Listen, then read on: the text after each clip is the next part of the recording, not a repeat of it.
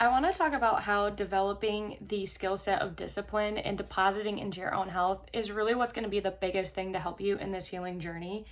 I did get asked a lot about what I did during the process of having chronic Lyme for the course of 9 years now and how I led up to the point of my SOT.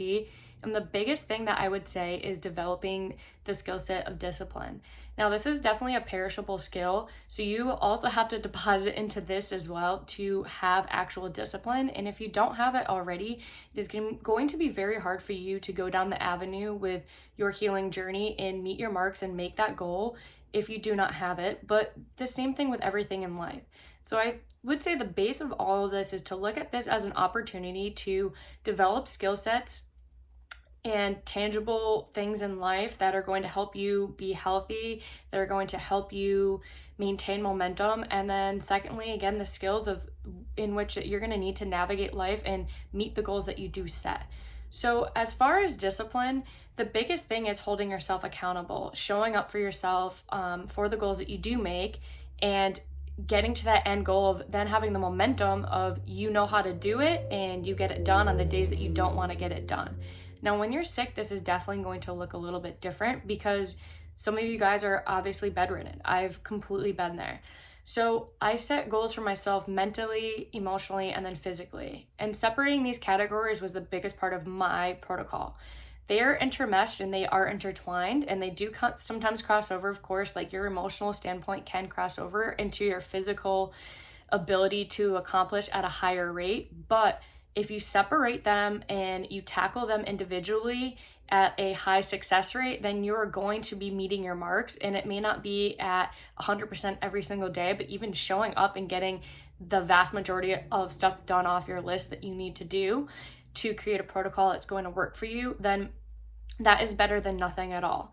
So what I had done is I basically created a vision board, and this vision board could be tangible, just paper and pen with markers, or it could be a whiteboard. So what I did is I got a whiteboard along with like a whiteboard calendar that I would hang up in my room. I utilized this method from the old days when I was a competitive figure skater. And what you do is you pick a color that resonates good with you, and that would be your good color, so to say. Then you're gonna have a mediocre color, and then I'd utilize black because it's a deep dark color, and that would be like a day where you literally did not get anything done, or you didn't do what you were supposed to, etc. So what you're going to do is this is going to be the mental cognitive growth. So you're creating a skill set that you are cognitively creating a plan and you're executing. This is going to look like, okay, you get a positive color is all you can do, you're bedridden, is follow the simple steps of your supplemental protocol, which is a lot. It can be extensive. You guys are probably on a lot of supplements. Some are very inconvenient to take at certain times of the day, with or without food, etc. So you, for the whole week, you followed perfectly. You did not miss one capsule. You did not miss one probiotic or anything like that. So you were getting positive color. Say you didn't make them all those days. So the days that you didn't, you obviously would use whatever color that doesn't resonate with a positive attribute for you. You can track your progress, and you can also see where you're slipping up. This is going to be, again, not just beneficial for you while you're sick, but beneficial for you to develop that once you are back in the role of a healthy life and you are back and up and going and you have your boots on the ground, you're going to be at running speed. You're going to be working so much better back into society because you were already showing up for yourself while you were sick. So this is really good cognitively. You're developing a plan, you're getting creative. This is just an example of something that I did, but I also implemented reading.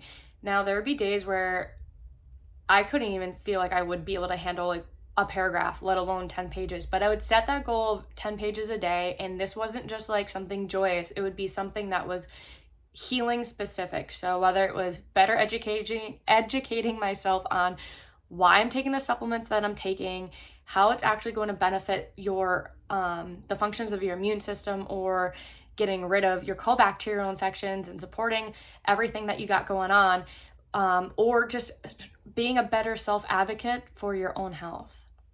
So I would utilize that as well, and that was a good cognitive exercise. A emotional standpoint in which I would tackle this would be from meditation Yoga, I know it's a little bit of movement, but it would be like linking your breath or doing just breath work if you can't do yoga. And also would be sound baths. And sound baths were really, really, really important for me. I would do them about once a month. I found great benefit. I would definitely feel trauma seeping out of my body. Sometimes I would be in a sound bath and I would just have tears just pouring out. And this wouldn't even just be specific to Lyme. I'm almost 30. I've gone through loss with grief of people in my life, transitions of places of where you once were in your life or where you're at right now. There's a lot of things that our bodies go through, childhood traumas that can also be hindering our ability to heal, especially usually when you're in a healing state, you're quite negative. And that is a realistic standpoint. Most of your life is negative. You have probably been out of school or out of work or out of your activities. You may have had relationships or marriages that have ended. It can become very intense and you can feel very isolated in how you're thinking. And that creates an unfortunate but great environment for negative thinking to really just reap havoc on your emotional standpoint. And then you're up against it, of course, with the cognitive setback of Lyme, where it is crossed that blood-brain barrier and you're up against it with Lyme there too, causing anxiety attacks, and obviously that's not going to help on your depression. So that was a really important aspect of my emotional standpoint. And then I did read a really great book I would recommend. It's called The Law of Attraction. You can read stuff on quantum physics. There's so much science out there really backing this, and I have seen it work for me. And I think you really need to do the due diligence too. You can't just sit there and be like, okay, everything positive is going to come my way and I'm not going to have to lift a finger. That is not realistic. You don't just get to that from there, but you have to be positive to allow those avenues in which then you should take action. If you're just taking action in a standpoint in your life that is not a productive standpoint and it's not really kind of where you're supposed to go or a place that's going to produce that end result that you really want, you're just going to be spinning your wheels. So that book really helped me out. And that was something that I was cognitively learning as well, because it was an experience and a method of life and practices that I had never experienced before that I supplemented into my lifestyle to see if it did work for me, which it did. Then lastly, which to me was the most important, is the no bullshit physical straight up protocol. You need to find what's best for you.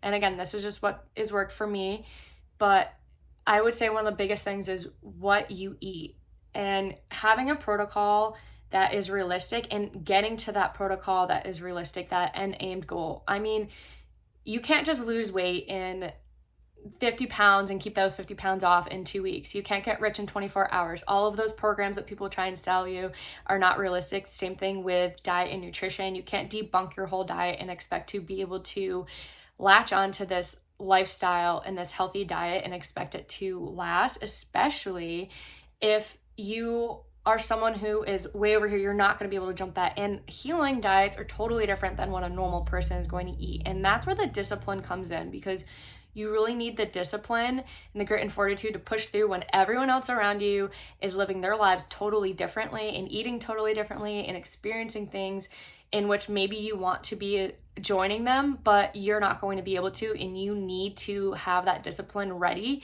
and you need to show up, and you need to do your protocol, and you need to stick to that true. It is honestly one of the most important things, and it's sometimes the last thing that we actually have the power in our lives to do, or so it feels in that moment like we have the power to have control over, is what we are putting into our body and the times in which we are eating certain foods.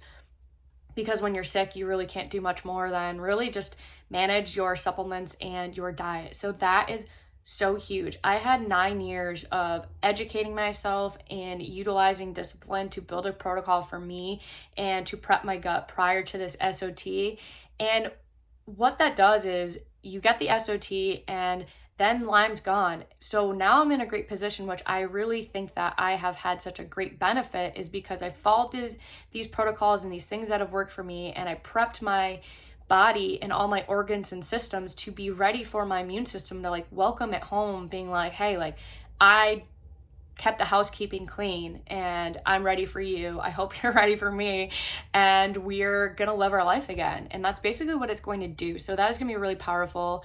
Obviously be easy on yourself. You're not going to be perfect, but hold yourself accountable. Like, that is important too. So don't make excuses. You can do it. Easily work your way up into it. You don't just debunk your whole life. It's not going to be able to fix in 2 weeks, just like nothing is going to happen overnight. All of that, advertising is completely bullshit. And that's going to be like one of the biggest things. Other physical aspects that I supplemented into my routine was cryotherapy. You can try and find a place that has a cryo chamber, whether it's a fully submerged one or one where your head is not exposed. You can also see if they have infrared saunas, Normatec or the Theragun pants. I have the Normatec ones here at home, but you can also find facilities when I didn't have them. You can rent them or utilize them for a session. That is going to help with your lymphatic system. It's going to help with venous return. And they're not just compression stockings. You actually zip them up, and they have chambers, and they help with that return. And you can do IVs on the weeks that you're obviously not feeling the greatest. And if all of this is stuff that you're like, listen, I've completely drained my bank account and I can't even afford any of it, save up for some of it if you can. But if you can't, cold showers at the end, even 10 minutes a day. I know it sucks, but like, how bad do you want it? And you have to not give up on yourself. Like, you have to just show up for yourself. Like, you get to put that color on the calendar. You see, like, you're killing it, you're doing it. And these are skill sets, and these are things you're holding yourself accountable that are going to transcend in the rest of your life. Like, you will get your life back. You are going to get there. You're going to get healthy. And that is my encouragement. And that's the attitude that you need to have. And when you have your life back, all of this discipline is going to help you. No matter where you shoot your arrow at afterwards of this healing journey, you're going to be ready. Like, you show up for yourself, and like, if you can show up for yourself, you can literally, the thought of getting out of bed and existing is not even possible for you, but you did 10 minutes of a cold shower, like, that fucking sucks. Like, that's not fun. And you did dry brushing, that's something else you can do when you get out of the shower, and you follow the return towards the heart. You ate super well, even when you definitely wanted just to have some sort of comfort food, and you followed supplements, taking like 20 capsules a day. I mean, literally the possibilities for you are going to be endless. So get eager and hungry for that. And I think having something positive to look forward to is going to be miraculous for you in your healing journey. So I would say that was another big positive aspect. But and then something else that is going to really help is, of course, protecting your energy and having loved ones around you, or having someone that you can talk to about this, and then capping the time in which you were speaking negatively about your life. So whether it's with a therapist or seeking out someone that you think is a really good person that has good wisdom and can really hear you out and give you good advice, capping it to maybe only 15 minutes every Wednesday, you just let it out. Or if you aren't opening up about what you're going through, maybe you need to schedule that time and talk to someone, because this is not an easy place to be. It is a little bit foreign. I'm sure you're probably one of every 15 people you know that's actually battling something that really is debilitating your life to be part of a functional part of society, but you're going to get there, and you need to set yourself up with the skill sets to get there. And it's just like any other goal. You really have to look at it, create a plan that's realistic for you, and show up for that plan, and be cognizant of, am I actually doing what I need to do to get there? So then when you do something like SOT, where it gets rid of the Lyme, you're not only is your body ready for it, and your immune system and everything else is hopefully going to be as prepped as you can be. And like, when I say prepped, I mean like you get your baseline as healthy and as functional as you possibly can with having a chronic illness, which may look like you're still very, very sick, and that's okay. You will be ready for life. You will be ready to take on whatever is going to happen, and hopefully there'll be less cleanup, so to say, once the Lyme is gone. That's going to be inevitable. You're going to have a lot of cleanup to do, but hopefully, even if it's you lessen the cleanup by 20%, I mean, maybe that could be 6 months, right? So it's going to pay off, and I can promise that. If you guys have any more questions, please feel free to ask. You can reach out to me personally through social media. A lot of you have through the DMs. You can comment, obviously, whatever is easiest for you guys. And I hope this is found with a kind heart. I know it may seem very like discipline, but it's meant to be. I really hope that healing is not linear, and I really hope that you guys understand that. And I know a lot of people talk about it, but this is just one other person, and the story about how I got to where I was could be a little beneficial for you guys, and any other tips and trips could help. Obviously I'm always here, but I think that these were the main key factors that really helped me get to where I aim to be, and why I think that the SOTs worked for me so quickly earlier on. Even my provider is very happy of where I am. And again, this was a 9-year journey for me, and I am definitely not even 100%. Like, I am for sure still having some setbacks. I have days where it is really hard to show up for myself, but I'm in it with you guys. I am completely honest with the things that I'm going through, and I really hope that, this can help some of you guys out in the long run.